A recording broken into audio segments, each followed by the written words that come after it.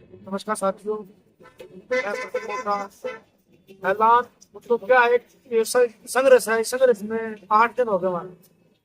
मैं तो जिला प्रशासन से और एमडी प्रशासन से एक काफी अनुरोध भी कर लिया, काफी रिक्वेस्ट भी कर ली और हमारी चल भी रही है।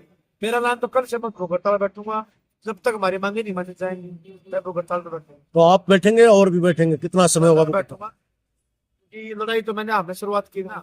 निश्चित काल बैठोगे या एक दिन के लिए? निश्चित काल बैठूंगा जब तक बात नहीं होती। इसमें ठंड भी है, शीत लहर चल रही है, तबीयत बिगड़ गई, तबीयत खराब हो गई तो कौन इसका जिम्मेवार होगा? कुछ मजबूर जिसे मजबूर किया ना, उसको भी इस बात का पता होना चाहिए ना।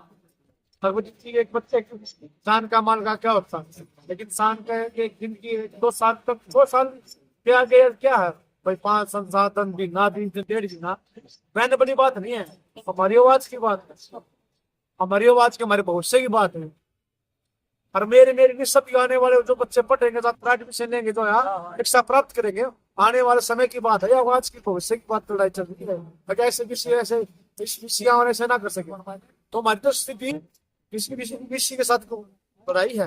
अगर भविष्य हमारा देखते हुए, हम अधिकारों को देखते हुए हम आज भूख हड़ताल बैठे हैं, धरने बैठे हैं और हमें भूख हड़ताल करनी पड़ रही है। हमारा अगर कुछ मेरे पीछे मुझे कुछ हो जाता है, मैं बीमार हो जाऊं या मेरी कल मौत भी हो सकती है ना, तो सीधा जिम्मेवार वाइस चांसलर राजदीप सिंह लोहान सांसद के तो नियमों के खिलाफ उन्होंने संवैधानिक नियम बनाए हैं बच्चों को बैन करने के।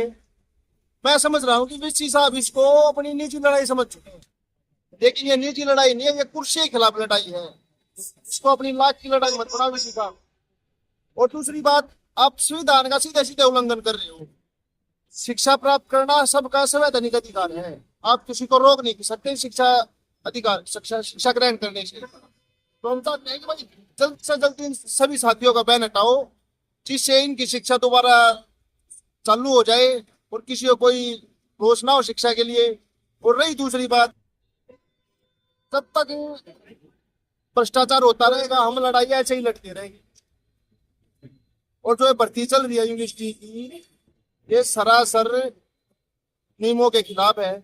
हम चाहते हैं कि नियमों के आधार पे भर्ती हो, नहीं कि किसी को सिफारिश है, किसी को सिफारिश किसी की आगे, किसी संघ की आगे उसको उठा के लगा दिया।